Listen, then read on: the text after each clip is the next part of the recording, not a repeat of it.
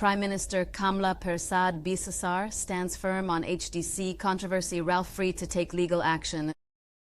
Investigation launched into Gonçalves family's acquisition of 3 luxury apartments worth $4.885 million. Port of Spain, Prime Minister Persad-Bissessar has firmly backed Minister in the Ministry of Housing, Anil Roberts' explosive social media revelations, alleging irregularities in the acquisition of 3 Housing Development Corporation, HDC, luxury apartments by the family of St. Vincent and the Grenadines Prime Minister, Ralph Gonçalves, while making clear she has no interest in interfering with Vincentian politics. In a strongly worded WhatsApp message to Newsday on the evening of November 12th, Prime Minister Persad-Bissessar dismissed threats of legal action and confirmed that an official investigation has been launched into the matter, with particular focus on a rent-to-own arrangement approved just 2 days after Trinidad and Tobago's general election, when no government was constitutionally in place. He is free to pursue legal action, Persad-Bissessar stated bluntly, referring to Prime Minister Gonçalves' threats. Currently, there is an investigation being conducted into this matter. The revelations: 3 luxury apartments, 1 family. On November 11th, Minister Roberts used his popular Doubles and Coffee social media blog to raise serious questions about the acquisition of 3 first-floor apartments at the upscale Victoria Keys development in Diego Martin by members of Prime Minister Gonçalves' immediate family. According to documents presented by Roberts, the acquisitions were made by Eloise Gonçalves, Prime Minister Gonçalves' wife, Storm Gonçalves, son, Soleil Gonçalves, daughter. The 3 luxury apartments carry a combined value of $4.885 million. First unit, $1.96 million. Second unit, $1.625 million. And third unit, $1.3 million. Roberts' investigation raised fundamental questions about how one foreign family secured 3 premium HDC units, while thousands of Trinidad and Tobago citizens remain on waiting lists for affordable housing, a concern the Prime Minister echoed forcefully. The timing problem, post-election rush. The most troubling aspect of the controversy centers on the timing of one critical transaction. Newsday obtained a verification and processing form in the name of Soleil Gonçalves, showing approval for assignment of an HDC apartment at Victoria Keys on a rent-to-own basis. The document reveals the arrangement was signed off on April 30th, 2025, a date that raises serious constitutional and procedural questions. As Prime Minister Persad-Bissessar noted with evident concern, of particular concern is the rent-to-own arrangement for one of the luxury apartments at Victoria Keys that was entered into on April 30th, 2025. This was rushed through 2 days after the general election and before the newly elected government was sworn in. The timing is significant. Trinidad and Tobago's general election occurred on April 28, 2025. The PNM government had been decisively defeated, yet on April 30th, when no government was constitutionally formed and before the UNC administration was sworn in, a major HDC transaction benefiting a foreign prime minister's family was finalized. I think the rent-to-own arrangement entered into 2 days after the 2025 general election, when no government was in place, is the most egregious, the Prime Minister stated, using unusually strong language to characterize what appears to be a rushed approval during the constitutional transition period. The quid pro quo question. Minister Roberts' investigation raised pointed questions about whether there might be a connection between the Gonçalves family's acquisition of valuable Trinidad and Tobago real estate under the PNM government and Prime Minister Gonçalves' subsequent criticism of Prime Minister Persad-Bissessar. With documentary evidence in hand, Roberts questioned whether the St. Vincent and the Grenadines leader's recent public attacks on Persad-Bissessar were influenced by his family's substantially increased fortunes under the former PNM administration, fortunes that might be jeopardized by scrutiny from the new UNC government. The implication is clear. Did the PNM government provide preferential treatment to a regional ally's family, and is that ally now defending his benefactors? The Gonçalves family response, threats and denials. The revelations provoked swift and aggressive responses from the Gonçalves family. On November 12th, Storm Gonçalves threatened to sue Minister Roberts for his disclosures. His father, Prime Minister Ralph Gonçalves, took to state-owned radio in St. Vincent and the Grenadines to issue strenuous denials of all allegations and claims made in the Doubles and Coffee blog. Prime Minister Gonçalves has also claimed, without providing evidence, that Prime Minister Persad-Bissessar is seeking retribution against him and attempting to interfere in St. Vincent and the Grenadines' upcoming elections. Persad-Bissessar, no interest in Vincentian politics.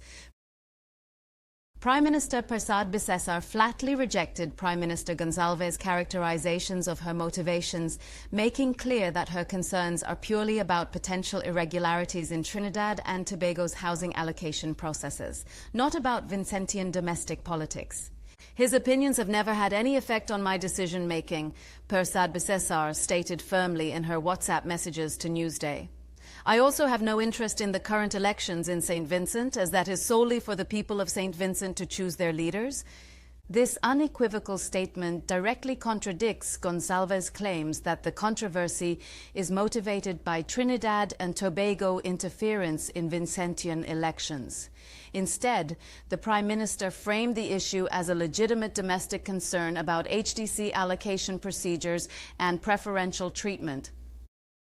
The core issue, thousands wait while one family gets three. At the heart of the controversy lies a fundamental question of fairness and process. As Prime Minister Persad-Bissessar noted, it's a legitimate concern being raised by Anil that thousands of citizens are waiting on accommodation from the HDC.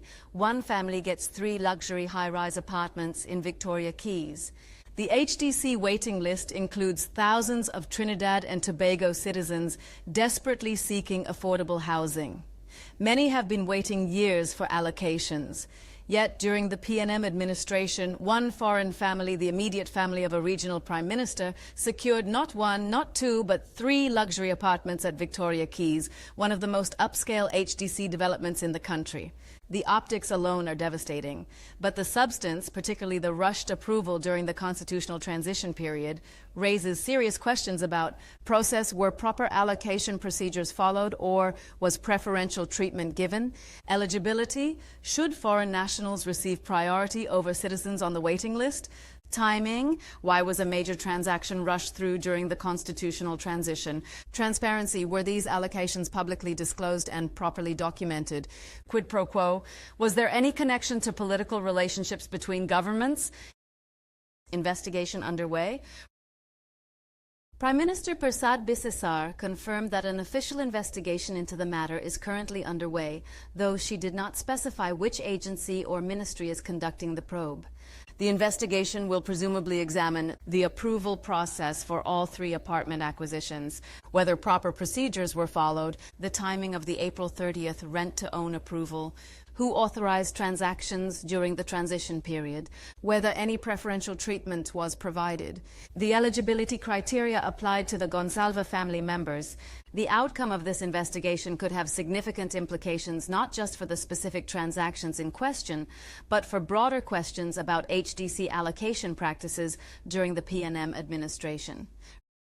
Regional implications. The controversy has regional dimensions beyond the immediate questions about HDC procedures.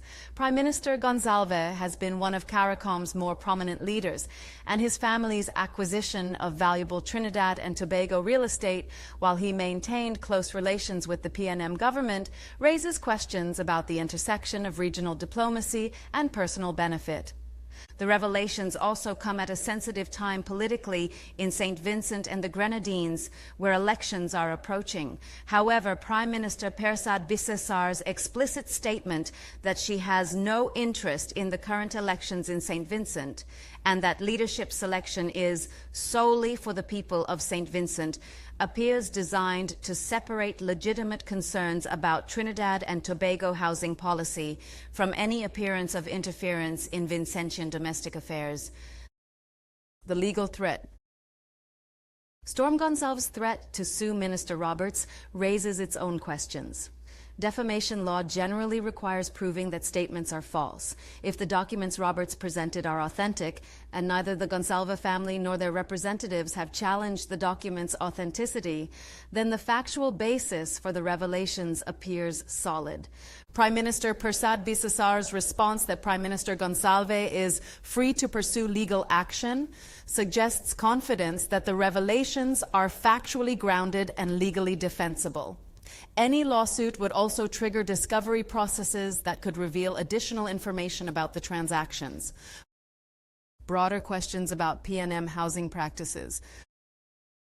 While the Gonçalves family allocations are now under scrutiny, they raise broader questions about HDC allocation practices during the decade-long P&M administration. Were other preferential allocations made? Were proper procedures consistently followed? How many citizens remained on waiting lists while connected individuals, foreign or domestic, received priority treatment? The investigation into the Gonçalves transactions may only be the beginning of a broader examination of HDC practices during the previous administration. Conclusion: transparency versus threats. The stark contrast between the two Prime Ministers' responses is revealing. Prime Minister Persad-Bissessar has been direct, factual, and focused on legitimate process concerns, explicitly disclaiming any interest in Vincentian politics. Prime Minister Gonçalves has responded with threats of legal action, claims of political persecution, and accusations of interference, while notably not challenging the authenticity of the documents showing his family's acquisition of 3 luxury apartments. As Prime Minister Persad-Bissessar stated, the concern raised by Minister Roberts is legitimate. Thousands of Trinidad and Tobago citizens wait for HDC housing, while one foreign family secured 3 luxury units worth nearly $5 million, with one approval rushed through during a constitutional transition period when no government was properly constituted.